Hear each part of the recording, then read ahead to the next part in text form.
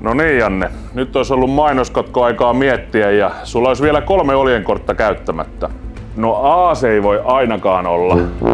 Kysytään yleisöltä. No, mitäs yleisö vastaa? Huuto.net. Huuto.net. Kyllä se on Huutonetti! No ei kyllä ottanut yhtään. Käytetään 50-50 vielä. Otetaan 2 vastausta pois. Jäljelle jää Huuto.net ja i2. Miten toi huuto on yhä tuolla? Kilautetaan vielä kaverille. Terve! Jorma, meillä on täällä ystäväsi Janne, haluatko miljonäärisi ohjelmassa ja hän olisi keperän kysymyksen edessä. Jaa! Täällä olisi 2 vaihtoehtoa.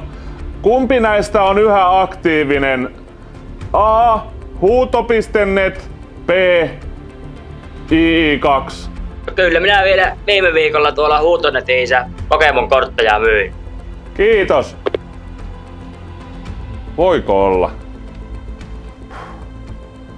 Vastataan sitten A. Huutonet. Lukitaan Huutonet. Ja vastauksesi on täysin oikein! Huutonettihän se on yhä aktiivinen. Ja ne on muuten juuri uudistuneet. Käykää vaikka katsomassa.